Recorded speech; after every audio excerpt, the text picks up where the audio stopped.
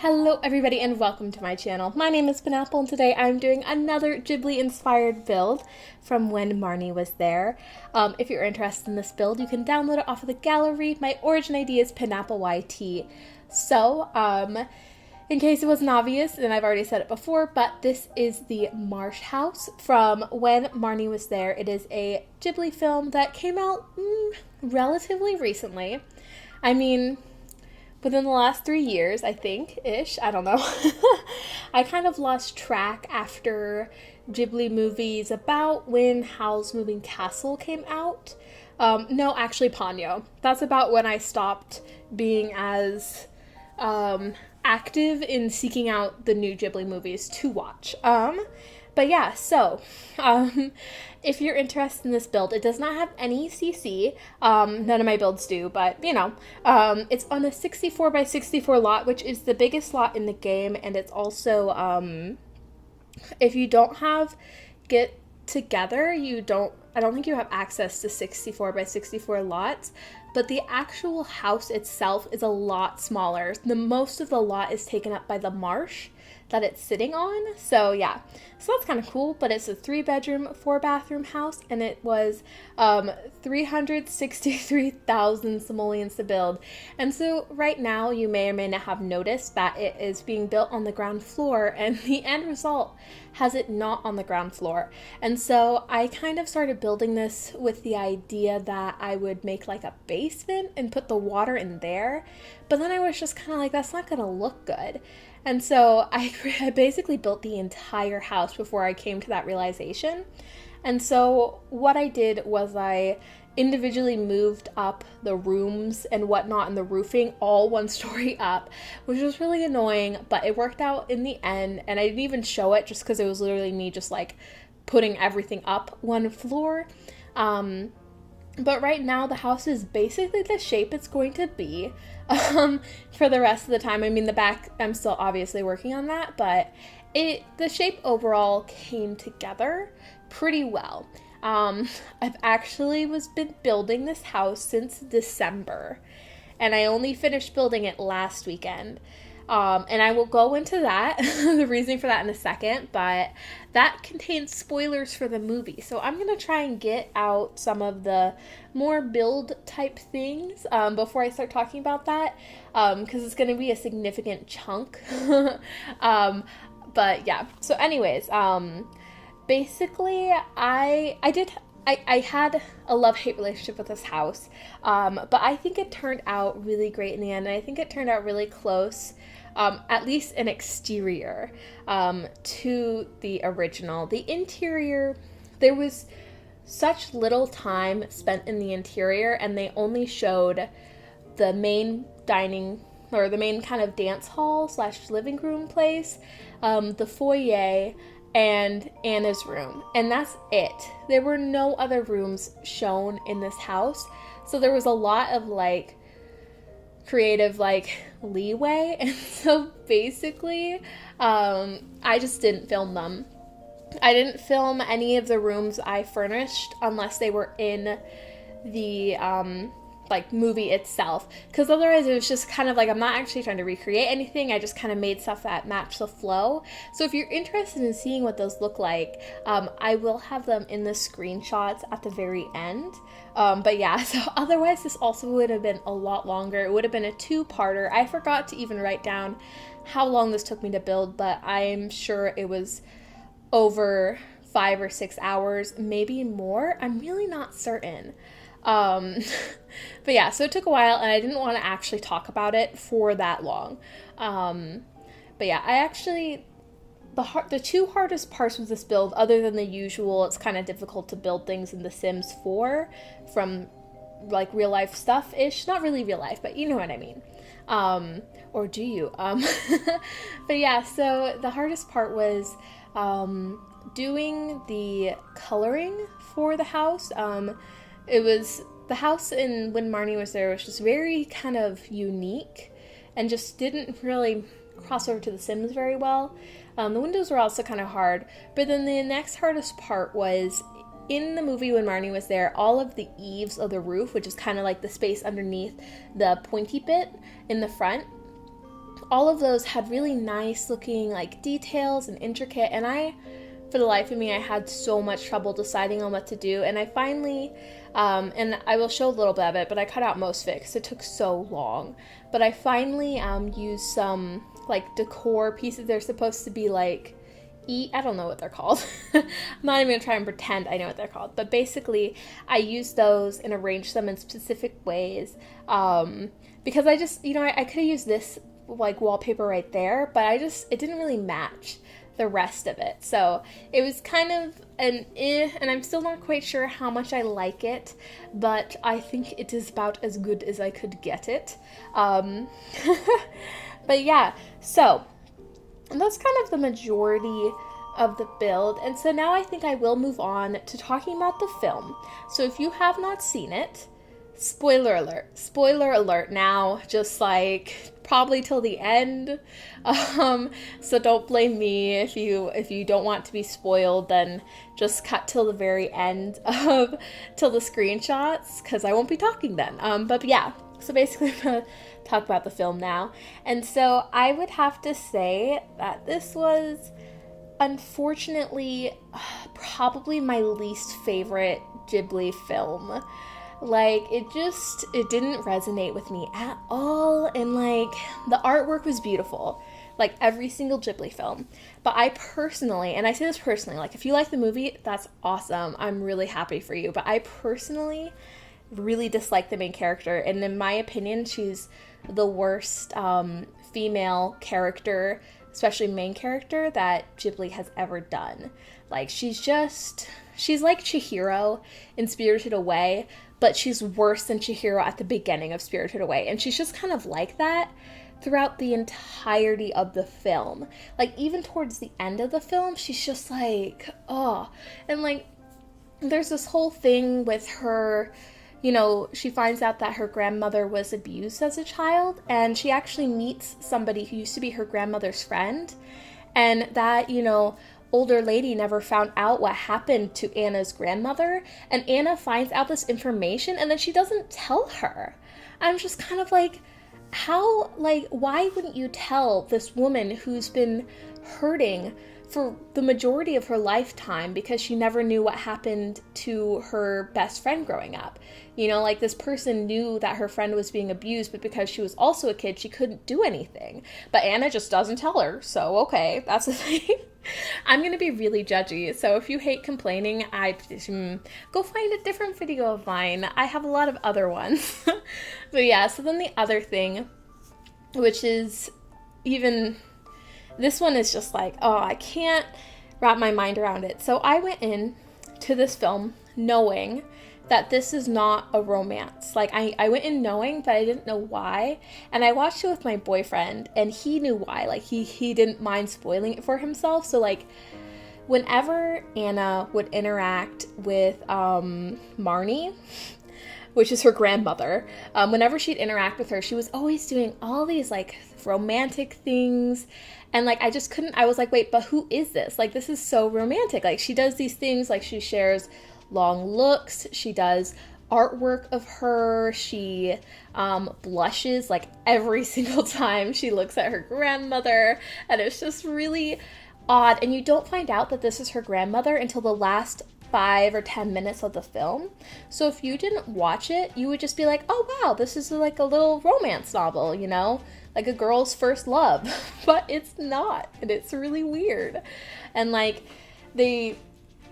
Anna's like trying to learn how to row a boat, and Marnie like reaches around behind her, which is like such a classic like romance novel move. Like, oh, here, let me just give you like a weird backwards hug while I show you how to do something. That's like such a trope. And so like, I totally understand that Japanese culture is different than US culture, and that there's a lot more freedom, I think, in girls being friendly towards each other, and it's perceived as less romantic.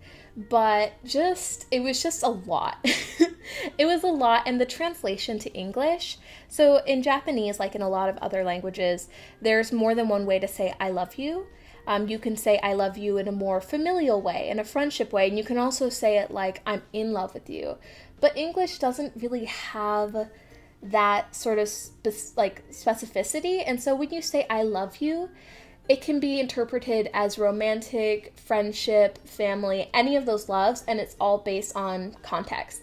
And so, like, Anna's just like, I love you, Marnie, and it's like there's no context, and like you don't know it's like her grandma, and it's just it's oh, it got me.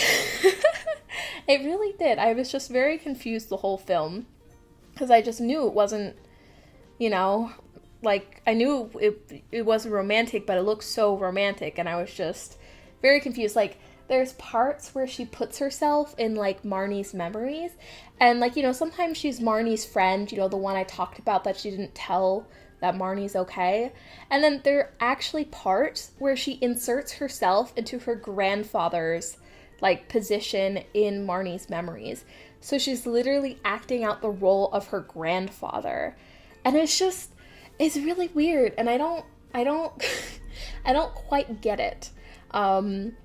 It seems like they just went a very romantic type route with it. Like, there's a lot of, you know, oh, don't tell anybody about our special relationship, which is what a lot of young girls do when they are in love with another girl, you know, like they want to keep it secret. And so it was just odd. And you can feel free to disagree with me, but that's just my personal opinion. And yeah, it was just a little odd to me, but, you know, I did go in with a more open mindset, so I don't know if that changed things. I don't know, but yeah.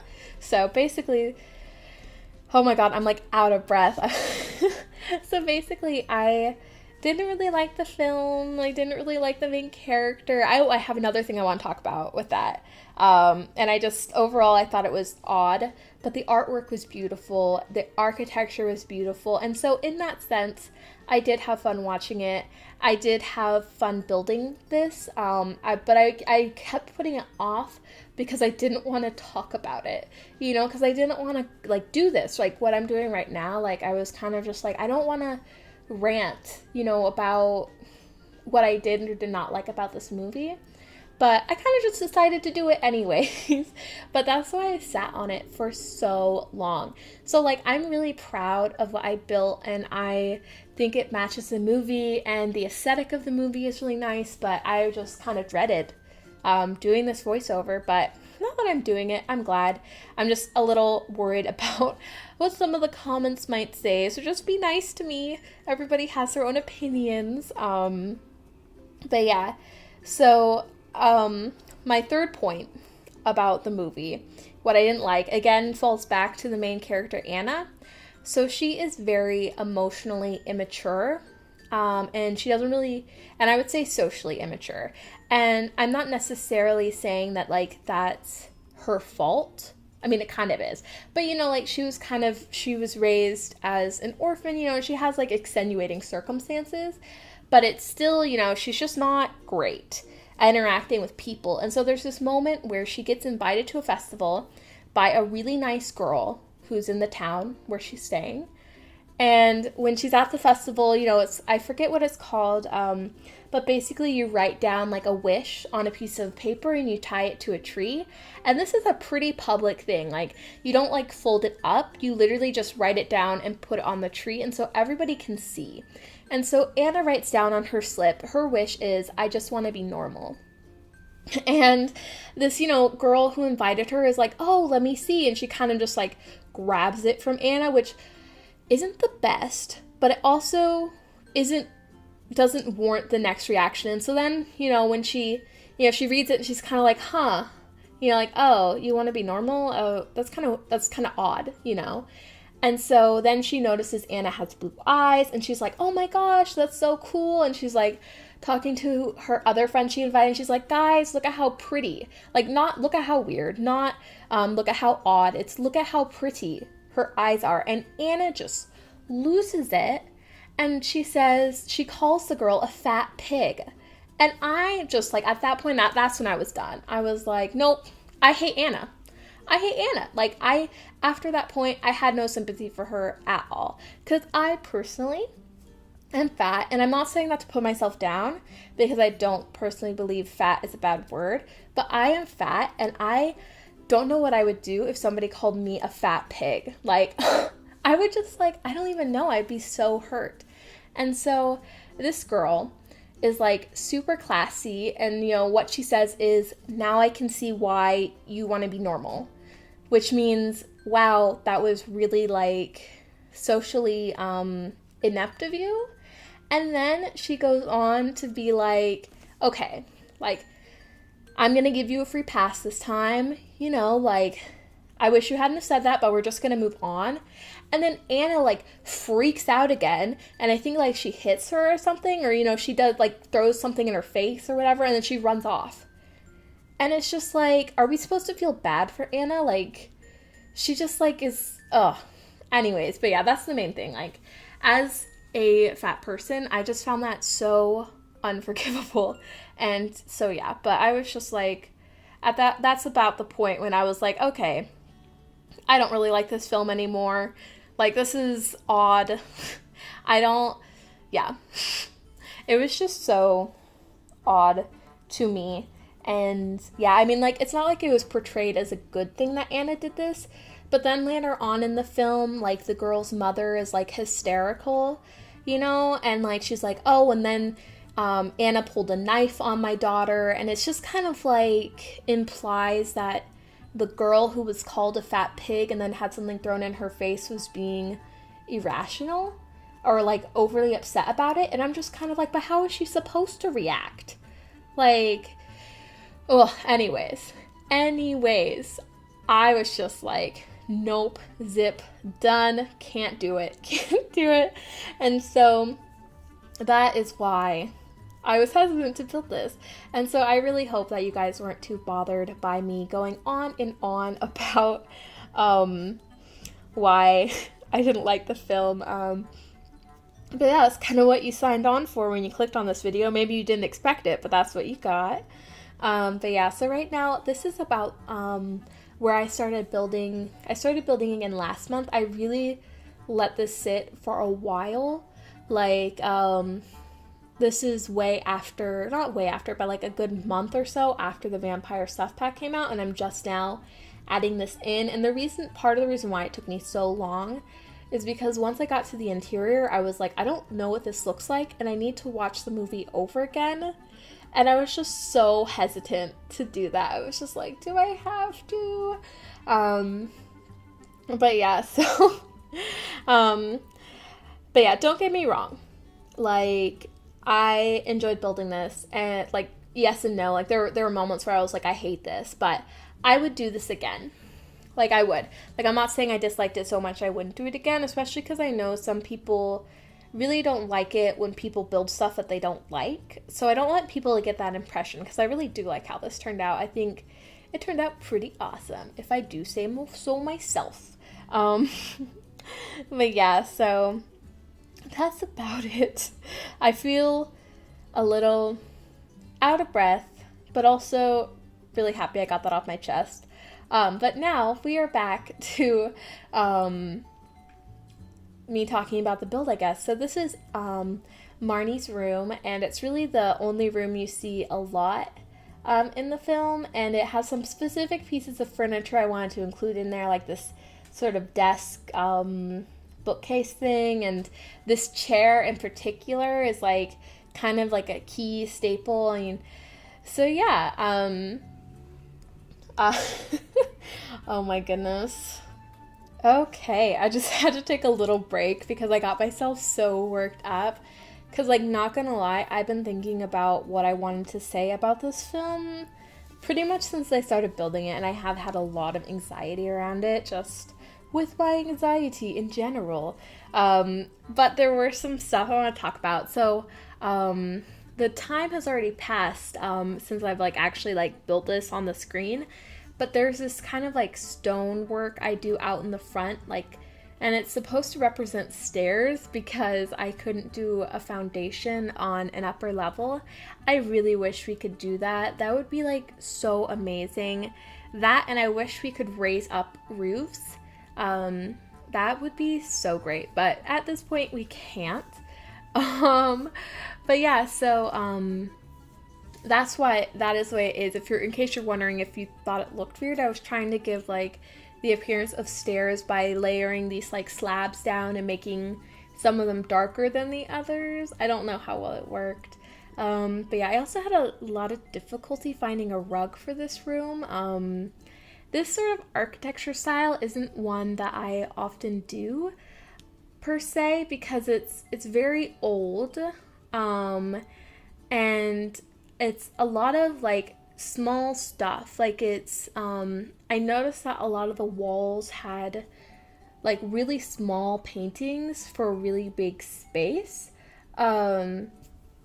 So that was kind of difficult for me, because I usually like every single wall to have something on it, like a big focal piece and stuff like that. So that was a little difficult for me. But I think it turned out okay.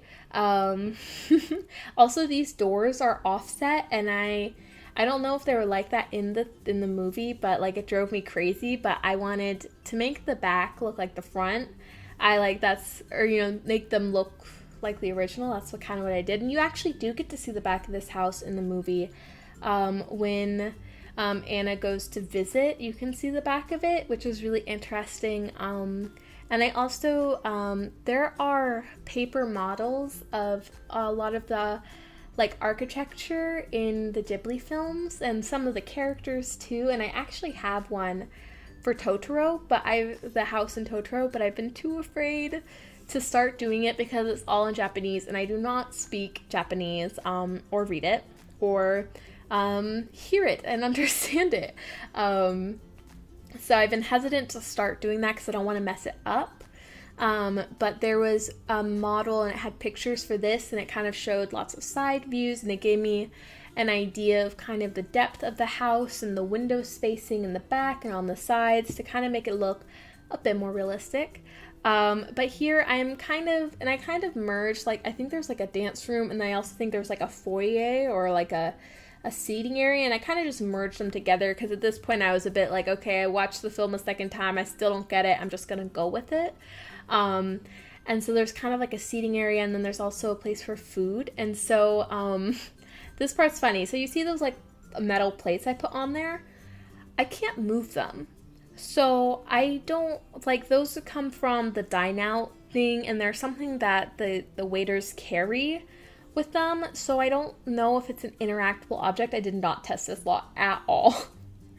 Sorry about that. So I don't know if those are there forever now, or if your sim can clean them up, but I couldn't move them, and I couldn't delete them when I was in build mode. So that's a thing. So hopefully that's not like, I mean, I put a sim on the slot, so it's not like they're gonna crash the lot in of themselves, but it was just a little weird.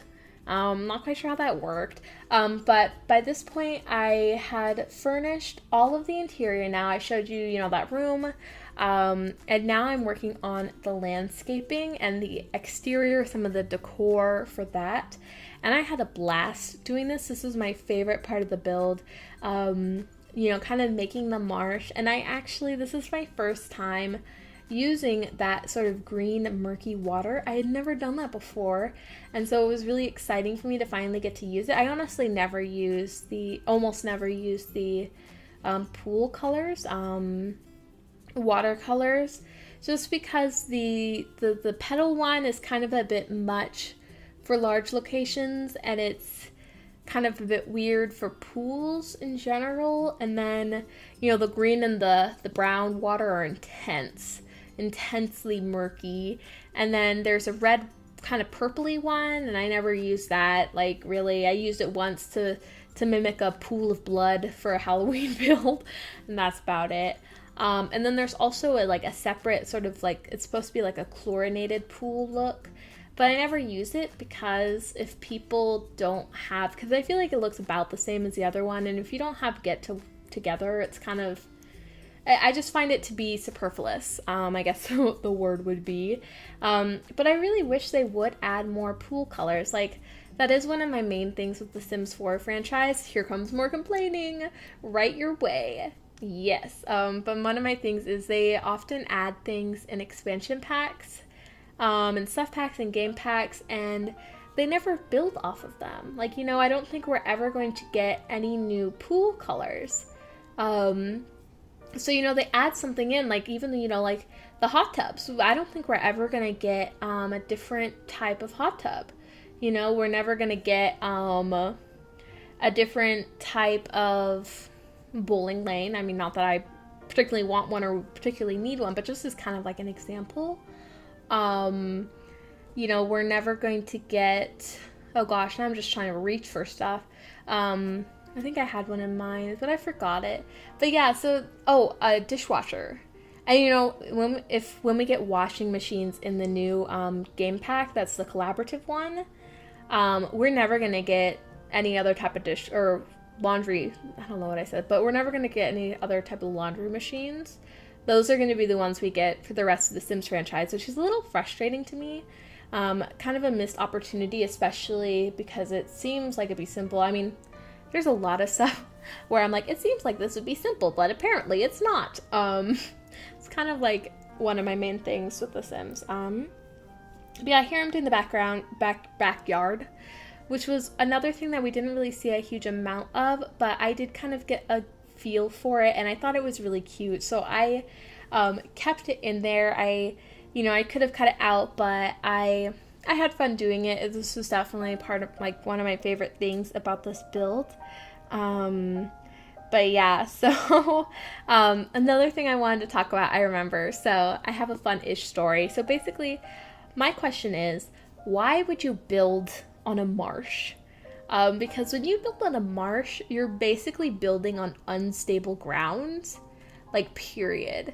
Like the ground will never be any more stable than it is now, and it will only get like less stable. Like it will only erode and like your house is gonna sink. It's no longer gonna be level. And like, you wanna know how I know this? So my college, which I've graduated from now, my college was built on a marsh, and it is sinking. Like, it's progressively like sinking, and we have like a red square which is made out of bricks, and in the middle of it there's a fountain, and you can see that the water level is uneven in the fountain because it's shifted. Also, that's supposed to be a boat, by the way, just in case you're wondering why there's a bar there. It's supposed to be a boat. It's a thing in the movie. Wow, I sound so like, I love this build. Anyways, but yeah, so it's sinking, and like every like 10 years they have to do like fixing stuff. And because they chose brick, for whatever ungodly reason, they chose a brick. All of the bricks are constantly loose, constantly falling out. Like, it's dangerous. It actually is really dangerous. Like, a lot of people have fallen. I've fallen. It's bad. It's bad. But anyways, that's my little marsh rant. And I actually almost forgot to decorate the marsh itself. But I did remember, and I did film it. And I ended up adding a lot of grass in the like actual like marsh pool itself. And so you can't really see it per se, but I do think it kind of adds to it, and I think it makes it a little bit more realistic. In the movie, you could actually walk through a lot of the marsh, not in this. But we are coming up on the end of this build. I really hope that you guys enjoyed it despite my like long rant. But yeah, if you are interested in build, you can download it off the gallery. I really hope you guys enjoyed it. If you did, feel free to give me a like, a comment, and subscribe, especially if you're interested in being notified when my next build is. But yeah, I hope you guys are all having a great day, and I hope you enjoyed the screenshots, and I will see you guys next time. Bye! Oh, and here's a little picture of what it's supposed to look like next to it, so you can kind of compare. Anyways, bye!